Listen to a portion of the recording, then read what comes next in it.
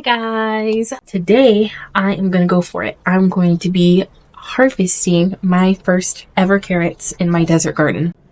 I'll talk through the steps that I took. Well, you can't see under the ground. I think it's going to be a good harvest. So if it is a good harvest, I'll tell you what I did. If it's not a good harvest, I'll still tell you what I did. And look at these flowers that I harvested the other day. I cannot keep up on the harvesting. This one I think is my favorite, this ranunculus. Isn't that gorgeous? I don't know. I didn't order anything this color, and I also didn't order anything that color, but they are so beautiful. So sadly I can't tell you what to get. This looks like what I did order, just a regular pink ranunculus. That's still pretty, but like, look at that.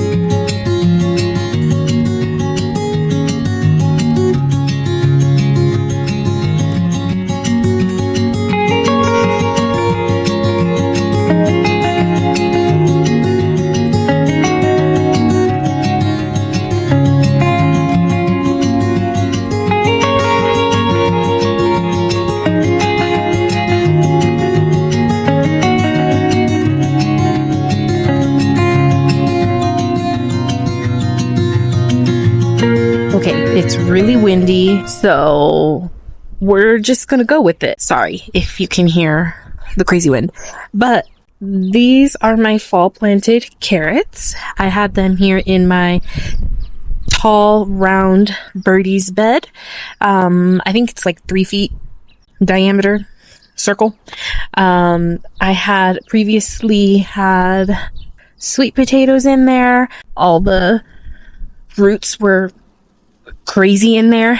The soil had sunk a lot, so I topped it off with some fresh compost, most likely, question mark. I don't really remember, to be honest, but I'm sure it was compost that I put back in there. So it should have been nutrient rich and fluffy, which is what you want for carrots. So let's take a closer look. So the first thing that tipped me off to, because I didn't know when I would know when it's time to harvest. This here, I didn't look it up still. I probably should have. But I don't think carrots are supposed to have a stem like that. Like, what is that? That is so thick. And the foliage is changing a little bit too, so it's probably getting ready to bolt. I did not thin them. That's a big no-no. Carrot seeds are little itty bitty tiny, so you can't really, unless you want to spend a lot of time, you can't really individually place them. They're 1 to 4 inches apart. You just kind of have to broadcast a bunch of them and go back and thin them out later. That way you can let the ones that you want to keep get really big. The other thing, I think to me, it seems like the common way is just adding this extra work, and I got over it real quick.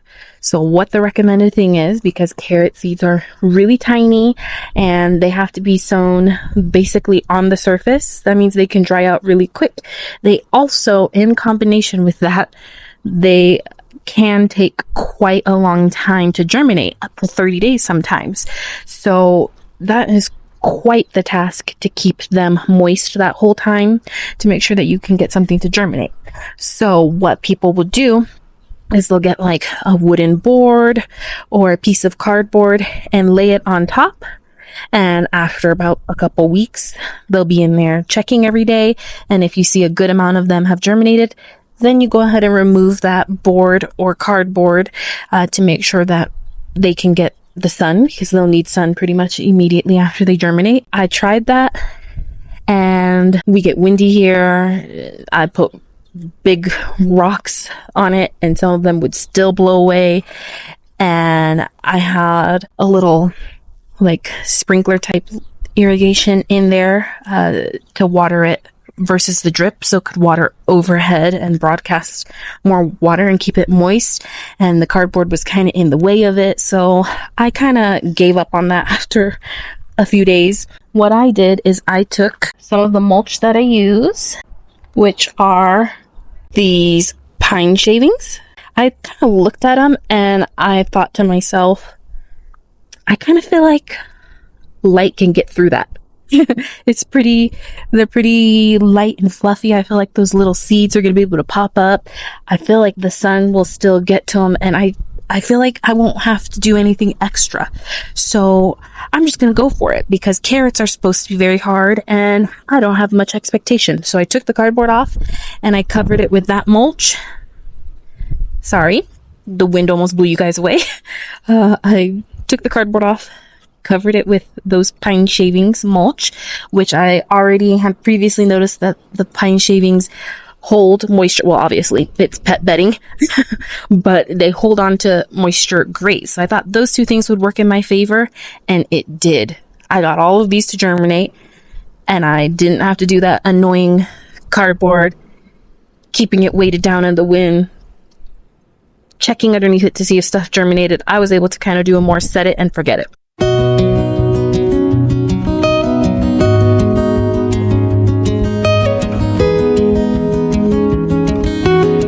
Tell you what I had in here. I did have different colors.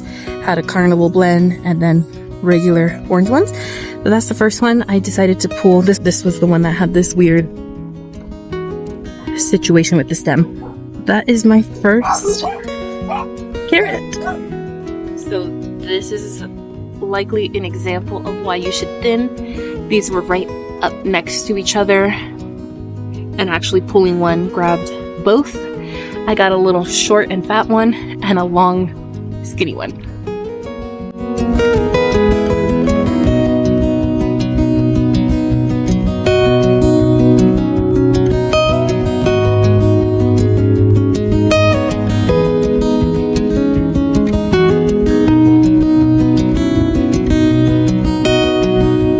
I think I'm going to treat this kind of like a thinning, where if they're really close together and I disrupt it by harvesting it, I'll go ahead and get that. But I'm going to try to leave some spaces in here and see if those other ones could get any bigger.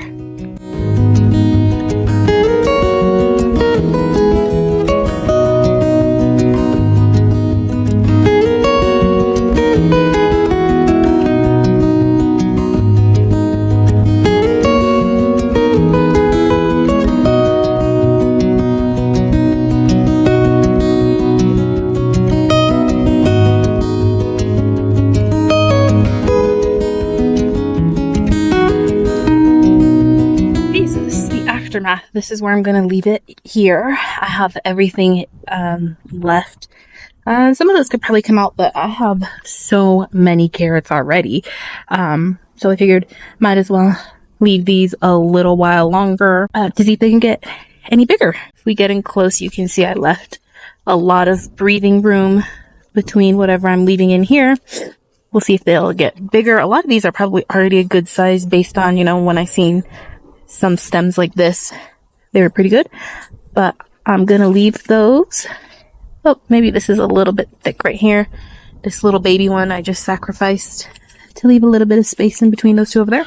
And then the other thing I did is I also pulled all the ones that had come up here around my onions so that these can have some breathing room. They probably didn't like that very much, so hopefully now those can get nice and big. All right, I also have carrots here in my GreenStalk. These get Western sun and they're not on drip, so that's not surprising. But the foliage is looking rough, so I think I'm just going to grab all those. I'm not really sure what to expect, but let's go ahead and grab those. Side note, Arizona soil is extremely compacted, but I just wanted to see what would happen.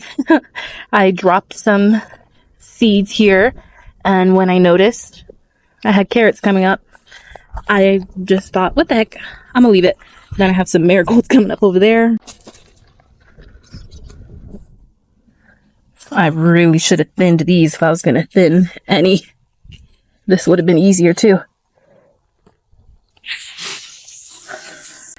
So definitely what's going on in there is that it is dry and I didn't thin.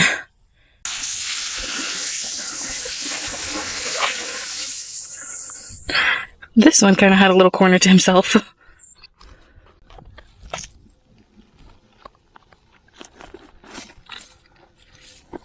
Not bad.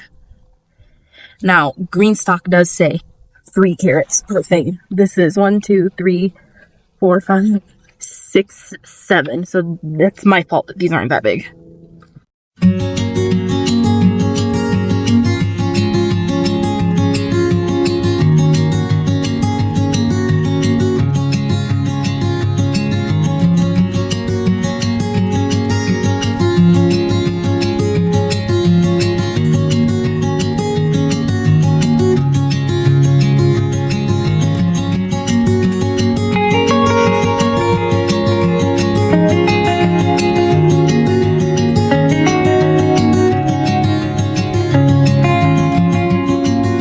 So here's an example of an onion that is bolting.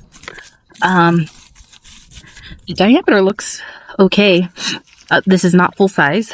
Onions are day length sensitive, so they'll only start the bulbing process once they hit the right amount of sunlight hours per day.